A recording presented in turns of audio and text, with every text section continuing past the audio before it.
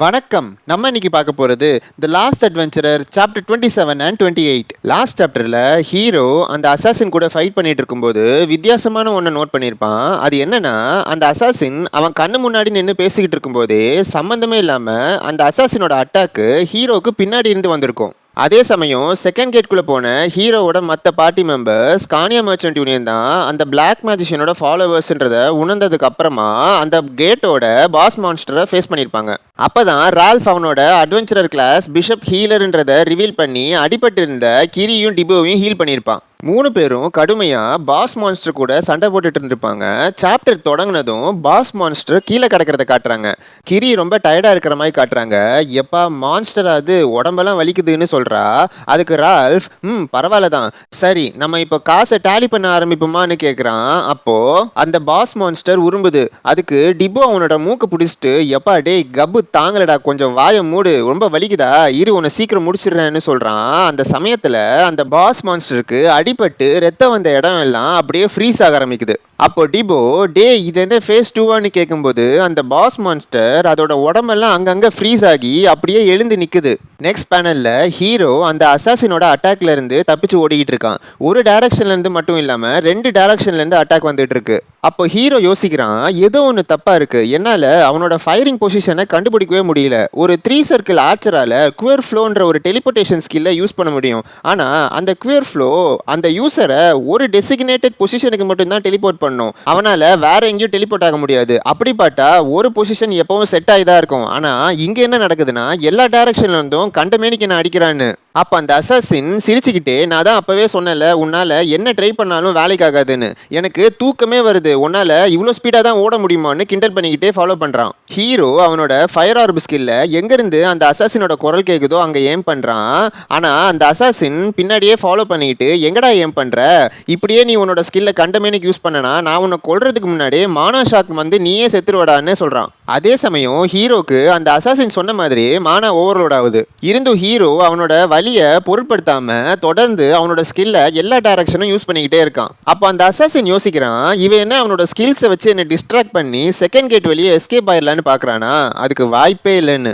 Hero ஓடிக்கிட்டே என்னோட enemy எங்கே இருக்கான்றதே தெரியாமல் இப்படியே என்னால் சண்டை போட்டுட்டு இருக்க முடியாது, இப்படியே போச்சுன்னா என்னோட கதை அவ்வளோதான்னு திங்க் பண்ணும்போது அந்த அசாசினோட அட்டாக்னால தவறி கீழே விழுறான். அவனோட பேக்ல இருந்து ஒரு மானா போர்ஷனை வெளியில் எடுக்கிறான். ஆனால் அந்த அசாசின் ஹீரோவை ஒரு செகண்ட் கூட திங்க் பண்ண விடாமையே தொடர்ந்து அட்டாக் பண்ணிக்கிட்டே இருக்கான். நிலைமை இவ்வளோ மோசமானதுனால நான் ரிஸ்க் எடுத்தே அவனு திங்க் பண்ணிக்கிட்டே அந்த மானா போர்ஷனை குடிக்கிறான். உடனே அந்த அசாசினோட அட்டாக்கை தடுக்கிறதுக்காக ஒரு ஃப்ளேம் ஆர்ப் ஸ்கில்லை யூஸ் பண்ணுறான். அப்போ அந்த அசாசின் ஹீரோவோட ஃப்ளேம் ஆர்ப் ஸ்கில்லை டாஜ் பண்ணிட்டு சரியான முட்டாளா இருப்பான் போலன்னு சொல்லிட்டு பார்க்குறான். என்னன்னா அவனை நோக்கி ஒரு 6 ஃபயர் ஆரோ ஸ்கில் வருது. அப்போ யாருடா இவன் 6 ஃபயர் ஆரோவா?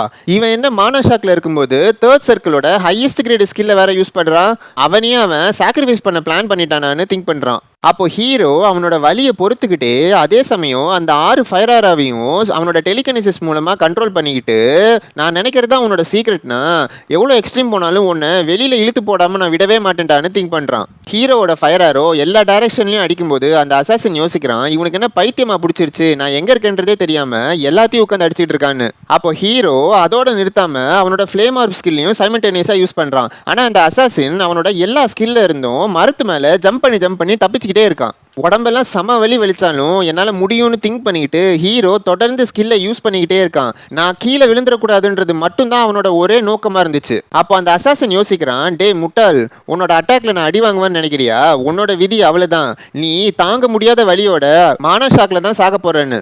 ஹீரோக்கும் அந்த அசாசின் திங்க் பண்ண மாதிரியே வாயிலேருந்து ரத்தமாக வருது, உடம்பெல்லாம் நடுங்குது. இருந்தும் அவனோட அட்டாக்கை நிறுத்தின மாதிரியே தெரியல. தொடர்ந்து எல்லா டைரக்ஷன்லையும் அவனோட ஃபயர் ஆரோ ஸ்கில்லு, ஃப்ளேம் ஆர்ப் ஸ்கில்லு எல்லாத்தையும் வச்சு அட்டாக் பண்ணிக்கிட்டே இருக்கான். அப்போதான் அந்த அசாசின் நோட் பண்ணுறான், என்னடா இது மொத்த ஃபாரஸ்ட்டுமே கொழுந்து விட்டு எரியுது, இதுக்கு தான் அவன் ஏன் பண்ணானா, இப்படியே போச்சுன்னா நான் உயிரோட எரிஞ்சிருவேனேன்னு திங்க் பண்ணும்போது ஒரு ஓப்பன் ஃபீல்டை பார்க்குறான். அப்போது அவனுக்குள்ளே ஒரு டவுட் வருது, ஒரு நிமிஷம் ஒரு ஓப்பன் ஃபீல்டா, டைமிங் சரியில்லையே, ஒருவேளை ட்ராப்பாக இருக்குமோன்னு திங்க் பண்ணும்போது யாரோ ஒருத்தங்க செம ஸ்பீடில் அவனை கிராஸ் பண்ணி போகிறத காட்டுறாங்க. அதை பார்த்து இல்லை நான் பின்னாடி போகணும், இது ஒரு ட்ராப்புன்னு கத்துறான்.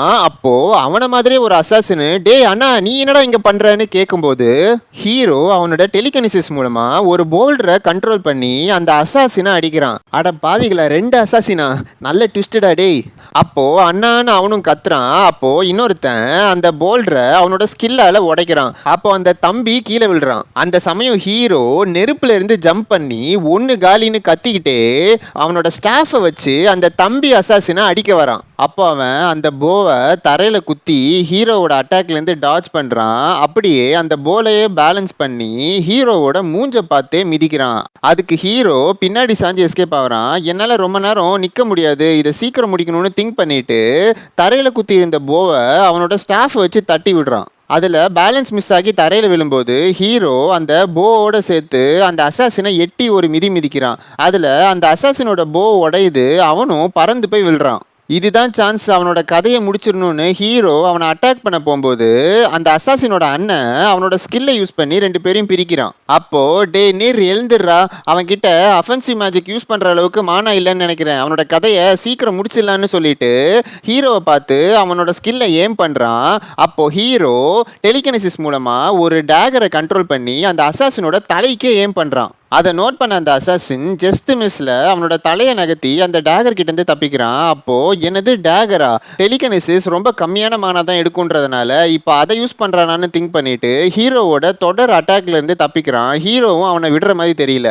அப்போ அந்த தம்பிக்காரன் அவனோட ஜாக்கெட்லேருந்து ஒரு டேகரை எடுத்து ஹீரோவை குத்துறதுக்காக ஜம்ப் பண்ணுறான். அப்போ ஹீரோ தம்பிக்காரனையும் சமாளிச்சுட்டு டெலிகனிசிஸ் மூலமாக அந்த டேகரை வச்சு அவங்க அண்ணனையும் கவர் பண்ணுறான். அப்போது அவனோட ஸ்கில்லை வச்சு ஹீரோவோட டேகரை தட்டி விட்டுட்டு உன்னோட கதையை இதோட முடிக்கிறேன் பாருன்னு சொல்லிட்டு ஹீரோவை பார்த்து ஏம் பண்ணுறான். அந்த சமயத்தில் ஹீரோ அவனை விடாமல் கீழே கடந்த கல்லெல்லாம் வச்சு டெலிகனிசிஸ் மூலமாக கண்ட்ரோல் பண்ணி அவனை அடிக்கிறான். ஹீரோ ஒரு முடிவில் தான் இருக்கான் போல இருக்கு. தம்பிக்காரனை அவனோட ஸ்டாஃபை வச்சு ஹீரோ தொடர்ந்து அட்டாக் பண்ணிக்கிட்டே இருக்கான்.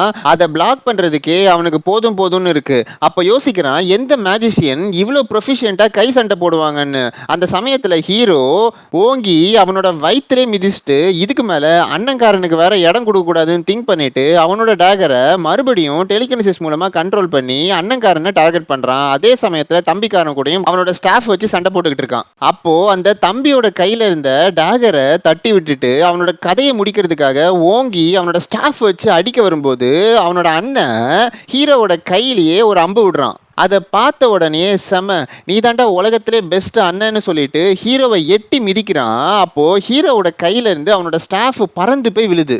இதுதான் சான்ஸ்னு கீழே விழுந்த டேகரை எடுத்துட்டு சரமாரியா ஹீரோவை அட்டாக் பண்ணிட்டு ஒரே ஒரு கையை வச்சுட்டு இப்போ என்ன பண்ண போறான்னு கேட்குறான். ஆனால் ஹீரோ எதுவுமே சொல்லாமல் ஃபுல் கான்சன்ட்ரேஷனோட அவனோட எல்லா அட்டாக்கையும் தடுத்தது மட்டும் இல்லாமல் அவனோட கையில் இருந்த டேகரையும் தட்டி விடுறான். அப்போ தவறின டேகரை இன்னொரு கையால் பிடிக்க பார்க்கும்போது அதே சமயம் ஹீரோ அவனோட கையை பிடிச்சி ஒரு முறுக்குறான். அதில் வலி தாங்க முடியாமல் அவன் கத்துறான். இப்போ கையை விட போறியா இல்லையாடா, டேய் அண்ணா இவனோட உடம்புல இன்னும் நிறைய ஓட்டையை போடுன்னு சொல்கிறான். அப்போ ஹீரோ தரையை ஏம் பண்ணி ஃப்ளேம் ஆர்ப் ஸ்கில்லை யூஸ் பண்ணுறான்.